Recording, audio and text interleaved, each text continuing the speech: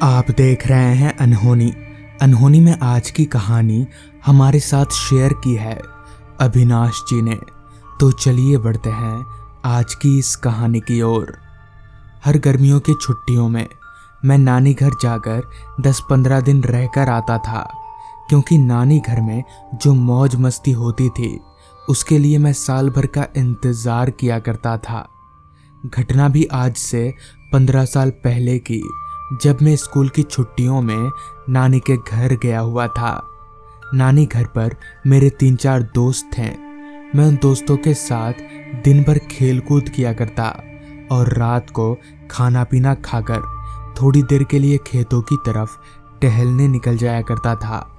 उस रात भी खाना पीना खाकर मैं टहलने जाने के लिए घर पर बैठे बैठे अपने दोस्तों का इंतज़ार कर रहा था कि तभी मेरा एक दोस्त शुभम घर चलकर आया और आवाज़ लगाता हुआ मुझसे बोला, अरे अविनाश चल, टहलने नहीं जाएगा? इस पर मैं चलकर घर से बाहर निकला और अपने दोस्त से कहा, हाँ हाँ क्यों नहीं जाऊंगा, चल मैं अभी आता हूँ। जिसके बाद मैं घर के अंदर गया और एक टॉर्च लेकर अपने दोस्त शुभम के साथ बाकी दोस्तों को बुलाने चलता बना। जिसके बाद एकाएक करके हम सभी दोस्त इकट्ठा हुए और टहलने के लिए खेत की तरफ चलते बने। हमारे घर से खेत लगभग 10 से 12 मिनट की दूरी पर था, तो हम सभी दोस्त आपस में बात करते करते आराम से कुछ ही देर में वहां तक पहुंच जाया करते थे।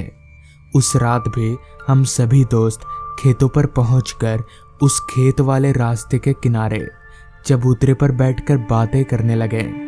अभी हमारे बैठे कुछ देर हुआ ही था कि तभी शुभम ने कहा, वो देख, लग रहा है उधर कुछ जल रहा है। शुभम ने इतना कहा ही था कि हम सभी ने शुभम के किए गए इशारे की तरफ देखा तो सच में उधर कुछ जल रहा था, मगर क्या ये दूर से समझ में नहीं आ रहा था।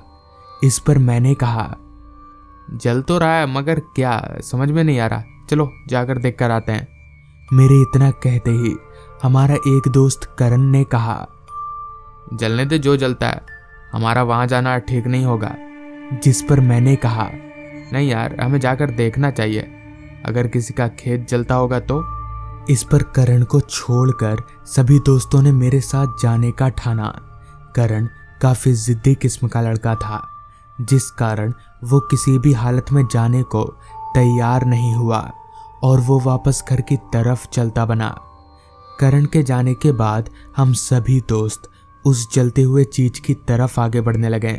वो जलता हुआ चीज हमसे काफी दूरी पर जल रहा था, तो हम जल्दी जल्दी उस तरफ जा रहे थे। मगर एक बात अजीब थी, हम जितना उस जलती हुई चीज की ओर आगे बढ़ रहे थे, वो जलती हुई चीज हमसे उतना ही दूर चले जा रही थी। अभी हम आगे बढ़ ही रहे थे कि तभी मेरे दोस्त शुभम ने कहा, अरे यार वहां से तो लग रहा था कि ज्यादा दूर नहीं है, मगर ये तो काफी दूर है। इस पर मैंने कहा, हाँ सच में, लेकिन जब यहाँ आ गए हैं तो अब चलकर देख ही लेते हैं। जिसके बाद हम जल्दी जल्दी उस जलती हुई चीज की तरफ आगे बढ़ने लगे। कुछ देर चलने के बाद जब हम उस जलती हुई चीज के काफी करीब पहुंचे तो वहां का नजारा देखकर हमारा पूरा शरीर कांपने लगा और हमारे हाथ पैर फूलने लगे, क्योंकि वह खेत नहीं बल्कि वह एक इंसान का शरीर जल रहा था। और वो इंसान हमें देखकर जोर जोर से हंसे जा रहा था। मगर ये कैसे हो सकता है, कोई जलता हुआ इंसान हंस कैसे सकता है? कि तभी अचानक उस इंसान का जलता हुआ शरीर एकदम से बुझ गया, मगर ना उस इंसान के शरीर में कुछ जलने का निशान था और ना ही उसे कुछ तकलीफ हो रही थी। कि तभी उस आदमी ने अचानक से अपने दोनों लंबे हाथ बढ़ाकर शुभम को पकड़ लिया।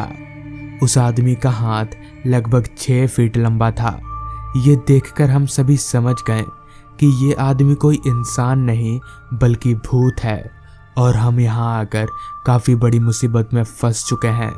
हम भागना तो चाह रहे थे, मगर शुभम को छुड़ाए बगैर कैसे भाग सकते थे? कि तभी हम सभी मिलकर शुभम को उस हाथ से छुड़ाने की कोशिश कर रहे थे, मगर उस आदमी ने शुभम को इतनी जोर से पकड़ रखा था कि हमारे लाख कोशिशों के बावजूद भी हम नाकाम साबित हो रहे थे। उस भूत की शक्ति के आगे हम सभी दोस्त बेबस थे। हमें समझ नहीं आ रहा था कि अब करे तो करे क्या। शुभम भी डर के मारे रोए जा रहा था, मगर हमने हिम्मत नहीं हारी। हम शुभम को उस भूत के चंगुल से छुड़ाने की कोशिश करते रहे। कोशिश करते करते एक वक्त ऐसा आया कि शुभम उस भूत के पकड़ से छूट गया। तो शुभम के छूटते ही हम सभी दोस्तों ने घर की तरफ दौड़ लगा दी। हम काफ़ी तेजी से भागे जा रहे थे क्योंकि हमें पता था कि हमारी मौत हमारे पीछे है। भागते वक्त मैंने जब एक बार पीछे पलटकर देखा तो अब पीछे वो भूत नहीं था। इस पर मैं मन ही मन थोड़ा खुश हुआ कि चलो अब हम बच गए। लेकिन फिर जैसे ही मैंने सामने की ओर देखा तो फिर दोबारा से एक बार मेरा कांपता शरीर जोर जोर से कांपने लगा और मेरे शरीर का सारा खून जमकर बर्फ बनने लगा, क्योंकि सामने ही वो जलता हुआ भूत खड़ा था। उस भूत को सामने पाकर हम सभी दोस्तों के दौड़ते कदम अचानक से खुद ब खुद ही रुक गए। अब हमने सोच लिया था कि हमारा बचना मुमकिन नहीं है और हमने अपने आप को मरा हुआ मान लिया था कि तभी वो भूत धीरे धीरे हमारी तरफ आने लगा और हमारे नज़दीक आकर उसने अचानक से मेरा गला पकड़ लिया। उसने मेरा गला इतनी ज़ोर से पकड़ा था कि मेरी आंखों के सामने सब काला काला छाने लगा था। मैं समझ गया कि अब मैं मरने ही वाला हूँ कि तभी वहाँ अचानक बिरजू काका आ गए। बिरजू काका को देखकर हम सभी दोस्त चिल्लाकर उनसे मदद मांगने लगे। बिरजू काका ने उस भूत का हाथ पकड़ा और मरोड़ते हुए मेरे गले से छुड़ा लिया। लेकिन बिरजू काका के पास इतनी शक्ति आई तो आई कहाँ से। खैर जो भी हो, मेरा गला तो छूट गया। बिरजू काका के चेहरे से उस भूत ने पता नहीं क्या देखा कि वो भूत एकदम से हवा में धुआं हो गया और हमारी जान बच गई। फिर जैसे ही हमने घर की तरफ कदम आगे बढ़ाया कि तभी मुझे याद आया कि बिरजू काका तो 2-3 दिन पहले ही मर चुके हैं। तो ये बिरजू काका नहीं बल्कि उनकी आत्मा है। ये बात सोचकर हम वापस से डरने लगे कि तभी बिरजू काका ने कहा, डरो मत बच्चों, मैं कुछ नहीं करूँगा। तुम लोग रात को इधर क्यों आए? अगर मैं सही वक्त पर नहीं आता तो तुम सब मार जाते। आइंदा से रात के वक्त इधर मत आना। जाओ अब घर जाओ। इतना बोलकर बिरजू काका की आत्मा गायब हो गई और हम भागते हुए घर चले आए। फिर हम रात को कभी भी टहलने नहीं गए। तो दोस्तों, ये थी आज की कहानी। अगर आपको ये कहानी पसंद आई हो तो चैनल को ज़रूर सब्सक्राइब कर लें। तो मैं आपका दोस्त आर्यन जल्द ही मिलूँगा आपसे ऐसी ही एक कहानी के साथ।